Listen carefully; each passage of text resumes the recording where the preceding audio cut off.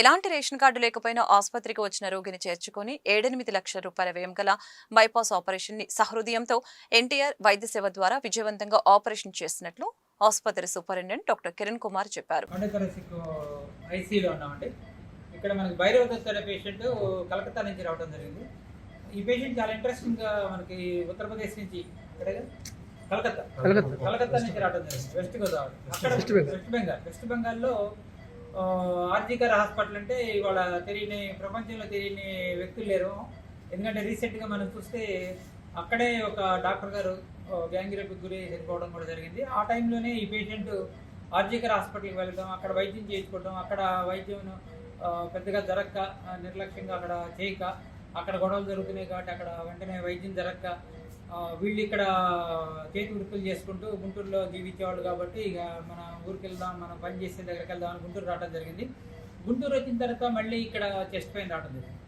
మళ్ళీ ఇక్కడికి వచ్చి గుండెపోటు రావడంతో, గుండె నొప్పి రావడంతో కార్డియాలజీ డిపార్ట్మెంట్లో కార్డియాలజిస్ట్ని సంప్రదించారు. ఆ టైంలో యాంజియోగ్రామ్ చేయాలా వద్దా అంటే యాంజియోగ్రామ్ ఆరోగ్యశ్రీ కింద రాదు, ఎన్టీఆర్ వైద్య సేవ కింద రాదు అన్న దాంట్లో నా దగ్గరికి అప్రోచ్ అయినప్పుడు నేను మన కార్డియాలజీ హెచ్ఓడి శ్రీకాంత్ గారిని రిక్వెస్ట్ చేయడం జరిగింది. అలానే ఇక్కడున్న ఏజెన్సీ కూడా ఒకటి ఉంది, అదేంటి ఏజెన్సీ పేరు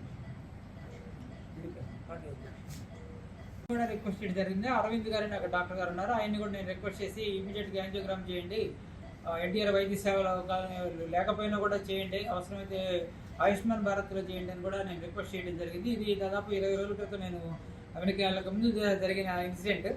ఆ టైంలో వెంటనే చేయండి, అవసరమైతే స్టెంట్లు కూడా వేయండి, గవర్నమెంట్ మీకు స్కీమ్ ద్వారా ఇన్సూరెన్స్ ద్వారా రాదు అనుకున్నప్పుడు నేను హెచ్డిఎస్ ద్వారా కూడా మీట్ అవుతానని నేను గట్టిగా చెప్పడం జరిగింది.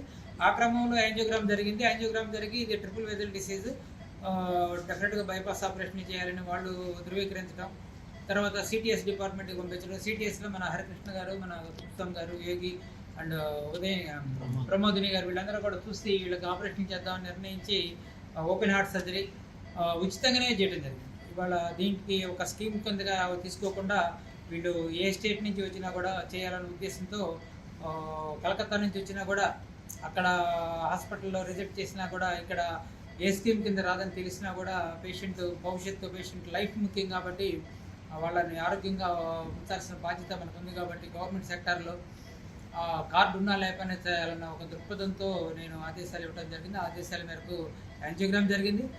స్టెంట్లు అవసరం లేదని, ఆపరేషన్ అవసరం అని నిర్ణయించి వాళ్ళ బైపాస్ ఆపరేషన్ చేసినందుకు సిటిఎస్ విభాగానికి చెందిన అందరి టీంకి నేను కృతజ్ఞతలో ఉంది. వాళ్ళని కూడా రిక్వెస్ట్ చేయడం జరిగింది. అరవింద్ గారిని రిక్వెస్ట్ చేసినప్పుడు ట్రస్ట్ పేరేంటి వాళ్ళని రిక్వెస్ట్ చేసినప్పుడు